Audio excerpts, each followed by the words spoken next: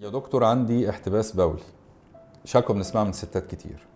معاكم دكتور محمد سليمان، استشاري جراحة المسالك البولية وأمراض الذكورة والعنق. نتكلم النهاردة عن التهابات المسالك البولية عند السيدات، واللي ممكن تكون تبدأ من عدم وجود أعراض خالص لحد مشاكل كبيرة جدا ممكن تؤدي لاحتياجها إنها تروح المستشفى. من الشكاوى الرئيسية في السيدات من المسالك البولية إن هي بتكون تحس بحرقان أو تحس بمشاكل أثناء التبول، توصل لدرجة انها ساعات بتحس انها بتنقط وتقول انا عندي احتباس بولي يا دكتور ومش عارفه افضي البول خالص. السيدات عموما من الشائع ان هم يحصل لهم التهابات في المسالك البوليه، ودي نتيجه اسباب تشريحيه عندهم بالاضافه لبعض المشاكل المرتبطه باضطرابات الهرمونيه او نتيجه الحمل او نتيجه الامساك المزمن او العادات البوليه الخاطئه لبعض السيدات.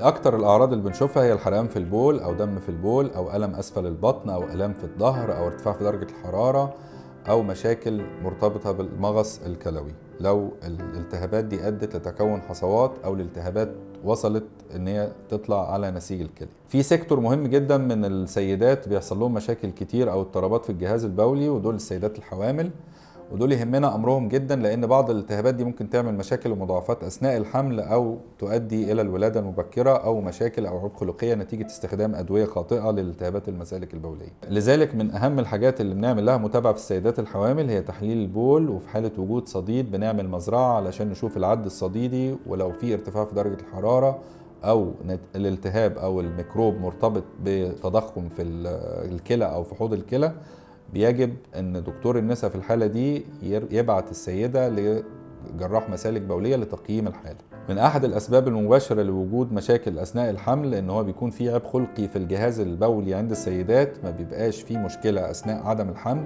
واول ما يحصل الحمل مع زياده حجم الرحم وزياده ضغطه على الجهاز البولي او على الحالبين بالذات تبدا المشكله تبان. تشخيصها طبعا بيبقى اثناء الحمل، وممكن يتم علاجها بعلاج تحفظي او تدخل بسيط اثناء الحمل لحين انتهاء الولاده على خير، وبعد كده بنعالج المشكله من جذورها لو كانت مرتبطه بعيب خلقي او نتيجه وجود مشكله في الحصوات اللي موجوده في الجهاز البولي يتم التعامل معها بعد الولاده. طبعا في مشكله تانية في المسالك البوليه بنلاحظها او التهابات المسالك البوليه عند السيدات في البنات في سن صغير، ان هم بيبقى عندهم مشاكل ان هم ما بيدخلوش الحمام بره البيت. دي بنلاحظها كتير جدا عندهم نتيجه وجود بعض الخجل او ان هم مش واثقين من نظافه المكان اللي بيشتغلوا او بيروحوا فيه، فبيستنوا ويفضلوا ما يخشوش الحمام خالص طول ما هم بره البيت.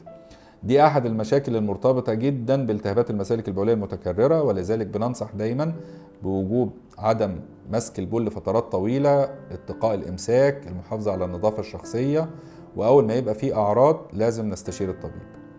دكتور محمد سليمان، استشاري جراحه المسالك البوليه وامراض الذكوره والعنق.